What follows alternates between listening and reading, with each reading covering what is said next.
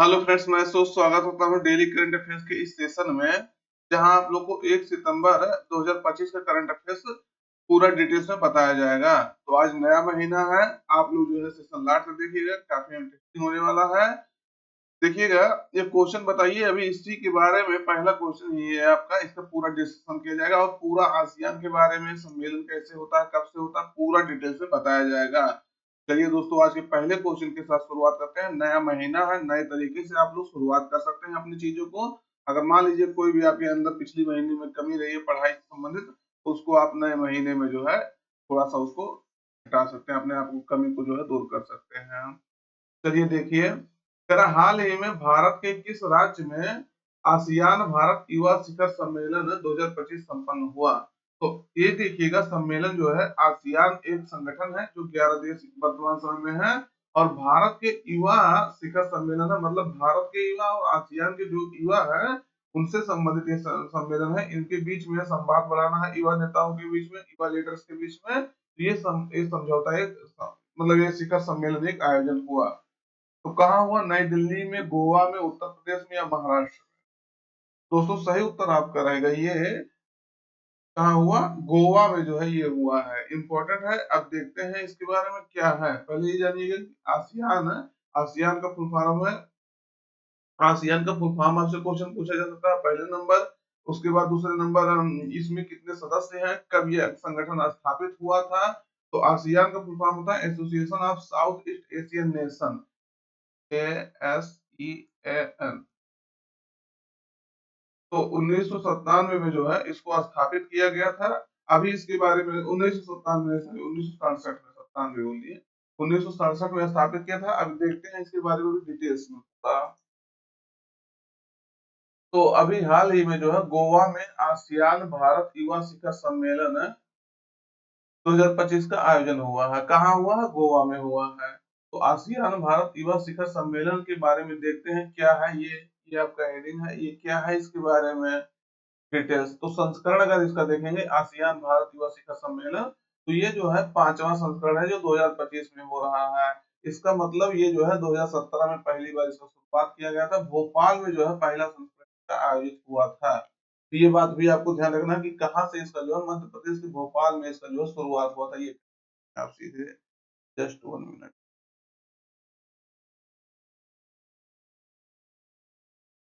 हाँ, तो कहाँ से शुरुआत हुआ था? भोपाल से इसको शुरुआत हुआ था।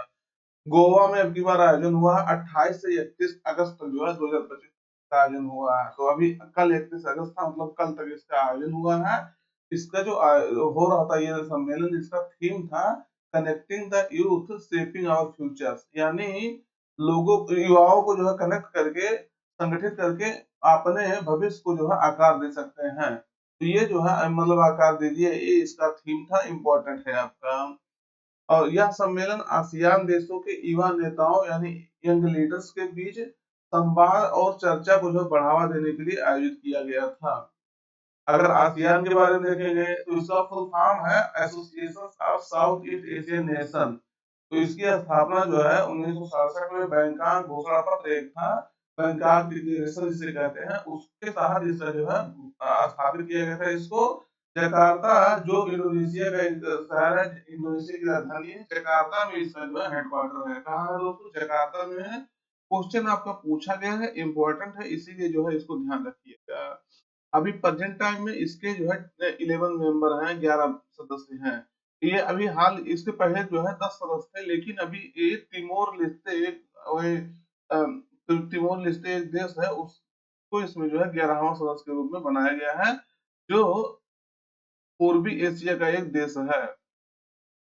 तो अगर देखेंगे इसमें 11 सदस्य कौन कौन से हैं, आपका नाम पूछा जा सकता है। नाम थोड़ा सा आपको ध्यान रखना है। क्यों ध्यान रखना है?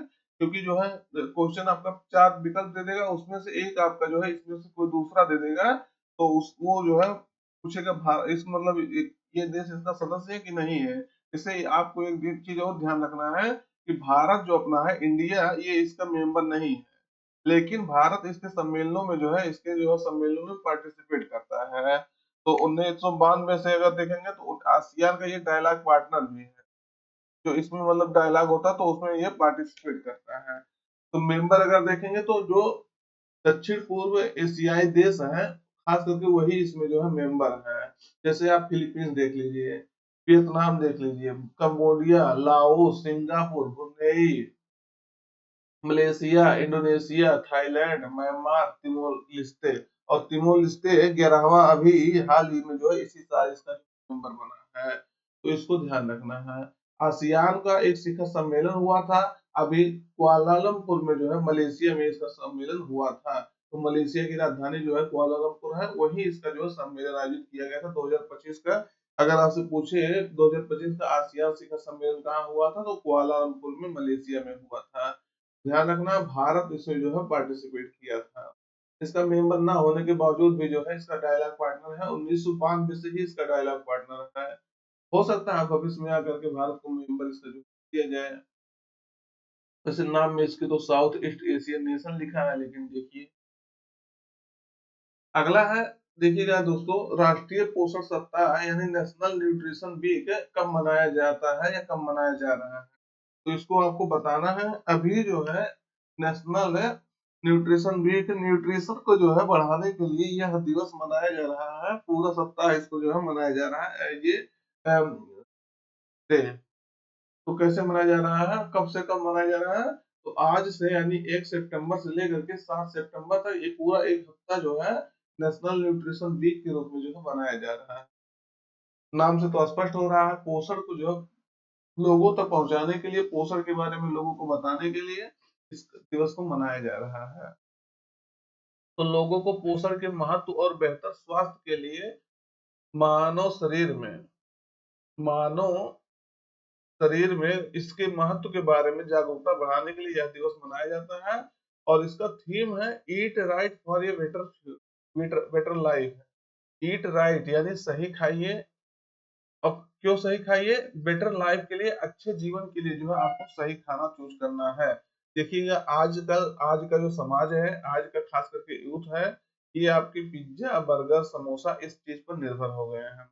दोस्तों आपको यकीन नहीं होगा, ये चीज में इतना जो है पहले नंबर केमिकल्स ऐसे ऐसे पड़ते हैं जो आपके शरीर को नुकसान करता है। जिस तेल में ये भुना जाता है वो तेल जो है पता नहीं 10 बार उसी तेल को यूज किया जाता है कि 15 बार किया जाता है, कोई नहीं जानता है। बस किसी दुकान पे आप खड़े हो जाइएगा दोस्त, जिसपे जो है ये समोसा वगैरह बनता है, जहाँ जो है तेल में चीजें तली जाती हैं, उस दुकान का तेल आप देख लीजिएगा एक बार, एकदम ब्लैक आपको तेल दिखेगा।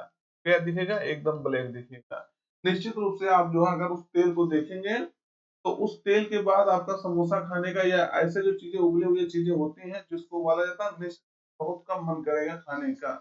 तो ऐसी चीजें जो है होती हैं, इसीलिए जो है अपने जीवन को थोड़ा ऐसा बनाइए कि इन सब चीजों को जो है कम से कम यूज करना पड़े, जिससे आपके जो स्वास्थ्य लेवल है, आपका जो पोषण लेवल है, वो चीज जो है आपको क्या कर सके, आपके जीवन के लिए लाभदायक हो सके, और आपके जो है जो आपके तमाम बीमारियां हो रही है वर्तमान समय में, उससे आप जो है निपट सके, जो है उस बीमारी से कहने मतलब दूर रह सके। तो इम्पोर्टेंट आपका है। और देखिएगा, खाना खाना आपके लिए पहलवानी बात नहीं है। खाना खाना ये अच्छा ही बात नहीं, खाना आप कुछ भी खा लीजिए, दाल चावल जो है दिन भर में खा लीजिए, सिर्फ उसमें जो पोषण आपको चाहिए क्या वो मिल रहा है, नहीं मिल रहा है। उसके साथ आपको मतलब सब चीज तो खाना ही है, उसके साथ थोड़ा सा सलाद है, जैसे सलाद का भी सेवन करना है। इस सब चीज से आपके पोषण को जो है, पोषण को बढ़ावा मिलता है, जो शरीर की आवश्यकताएं होती हैं उससे पूरी होती है। अगला है, हाल ही में एथलीटों के लिए भारत का पहला मोंडो ट्रैक यानी मोंडो ट्रैक किस शहर में शुरू हुआ है, तो ये आपको बताना है। क्यों क्यों शुरू हुआ है, एथलीटों के लिए जो है भारत का पहला मोंडो ट्रैक शुरू हुआ है। अभी मोंडो ट्रैक के बारे में भी बताएंगे आपको, आप पहले जो है इसको देखिए, मोंडो ट्रैक पहले कहाँ हुआ है। तो पहली बार है कि एथलीटों के लिए मोनो ट्रैक का निर्माण हुआ है। तो देखिएगा ये आपका कहाँ हुआ है, नई दिल्ली में जवाहरलाल नेहरू स्टेडियम में हुआ है। कब हुआ है, नई दिल्ली में हुआ है, जवाहरलाल नेहरू स्टेडियम में। तो हाल ही में जो राष्ट्रीय खेल है और युवा मामले के मंत्री हैं, और राष्ट्रीय खेल अभी 29 अगस्त को मनाया गया था, ये भी आपको ध्यान होगा, 29 अगस्त को पूरा इसके बारे में डिटेल्स में बताया गया था।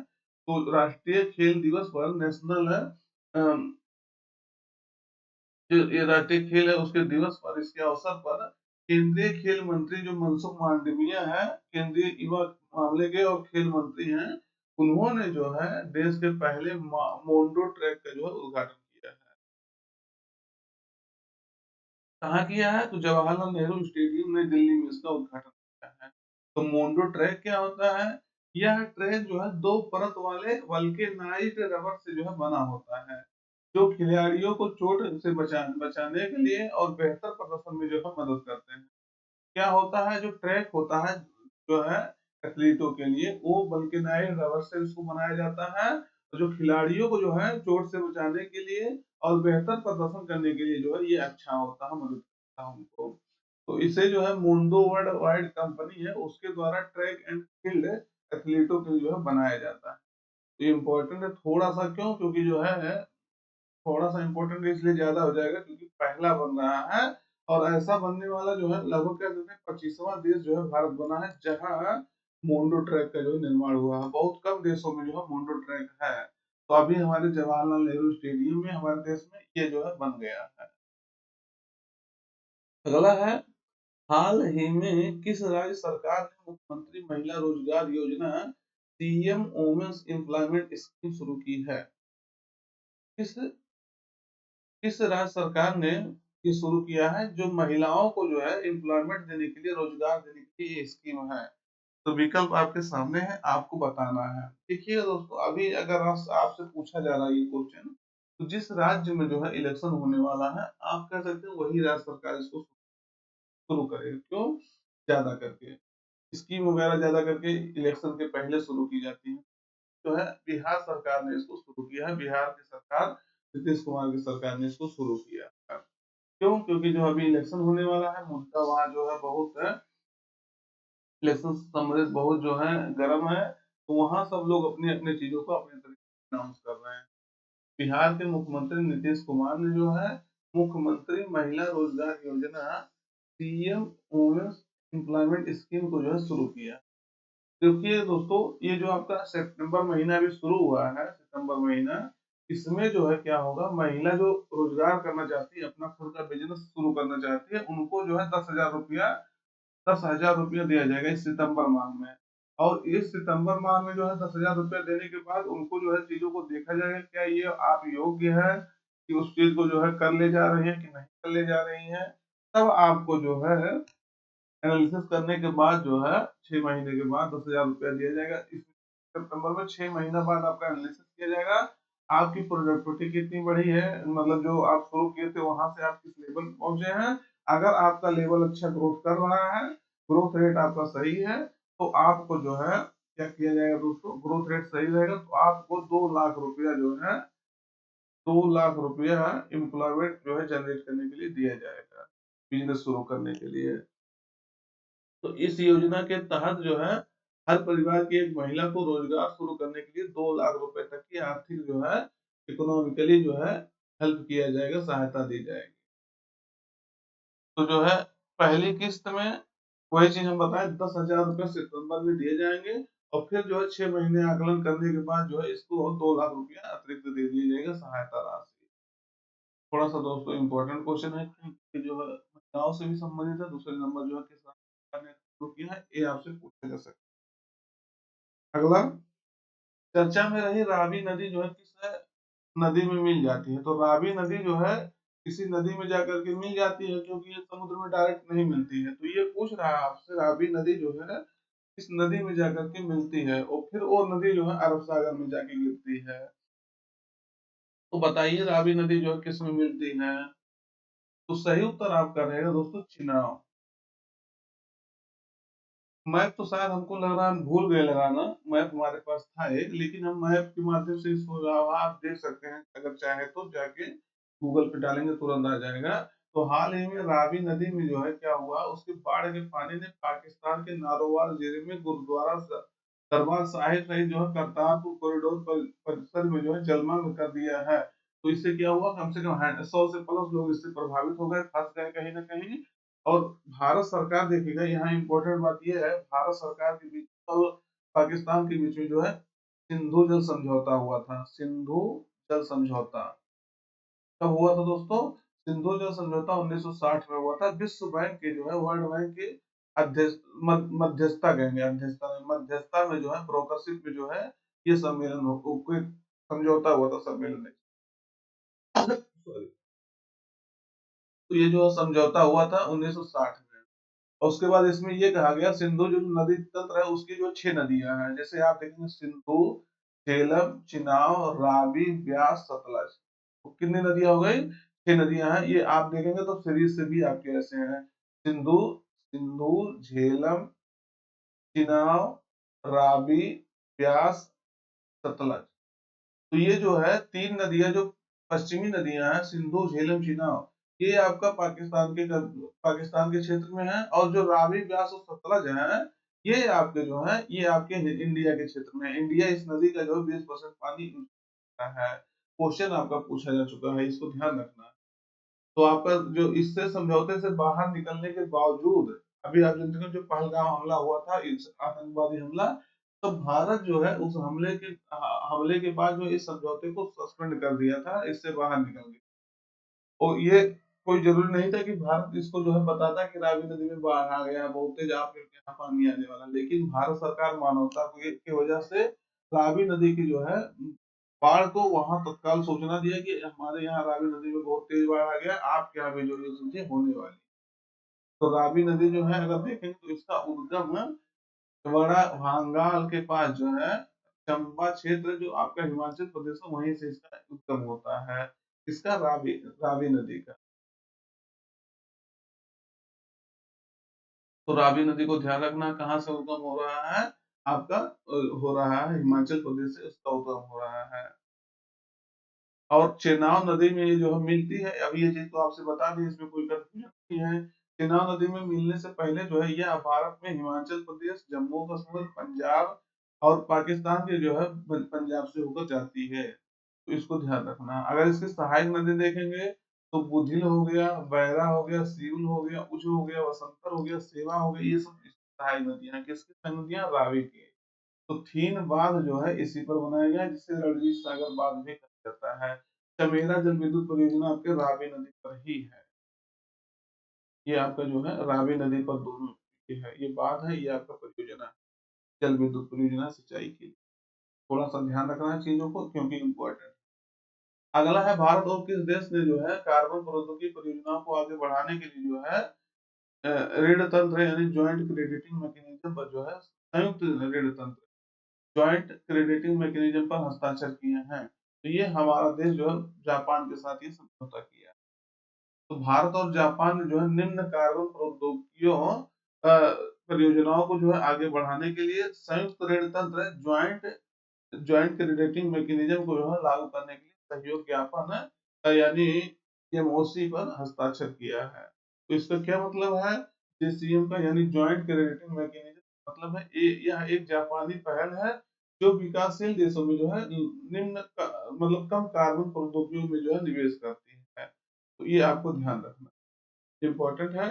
इसका जो है लाभ वगैरह देखेंगे तो इससे जो है कई सारे फायदे होने वाले हैं, जैसे प्रौद्योगिकी का हस्तांतरण को बढ़ावा दिया जाएगा, निवेश को बढ़ावा दिया जाएगा, कार्बन क्रेडिट ट्रेडिंग को बढ़ावा मिलेगा, सतत विकास को बढ़ावा मिलेगा। तो कई सारे इसके लाभ होने वाले हैं। दोस्तों आज का जो आपका करंट अफेयर था मुख्यतः समाप्त होता है। हम लोग जो है 1 मिनट के अंदर रिविजन कर लेते हैं। तेरह 25वें संघाई सहयोग संगठन है यानी एससीओ के राष्ट्राध्यक्षों का चुनाव किस देश में हो रहा है? तो अभी पीएम मोदी जो है 31 तारीख को इसमें जो है भाग लेने कहाँ गए थे? चीन गए थे। चीन के तियानजिन जो है गए थे। तो ध्यान रखना है। अब आपको एससीओ के कितने सदस्य हैं प्रेजेंट टाइम में ये आपको बताना है, कब इसकी स्थापना हुई थी ये आपकी जिम्मेदारी है बताना। तो दोस्तों अगला क्वेश्चन है, हाल ही में किस संस्था द्वारा जो है राज्य ऊर्जा दक्षता सूचकांक यानी एस SEEI है, स्टेट एनर्जी इफिशिएंसी इंडेक्स 2024 जारी किया गया। तो ये दोस्तों जारी किया गया था ऊर्जा दक्षता ब्यूरो द्वारा। देखिए यहाँ चौथा इसमें से इनमें से कोई नहीं कर दीजिए। तो जो है ऊर्जा दक्षता ब्यूरो द्वारा जो है शुरू किया गया। आज का जो आपका करंट अफेयर्स था यही पर समाप्त होता है। कल संडे था, हम लोग 2 ही क्वेश्चन पढ़े थे, लेकिन वो भी बहुत विस्तार से पढ़े थे क्योंकि बहुत महत्वपूर्ण महत्वपूर्ण टॉपिक था आपका। तो चलिए नए सेशन में मुलाकात करेंगे। Thank you.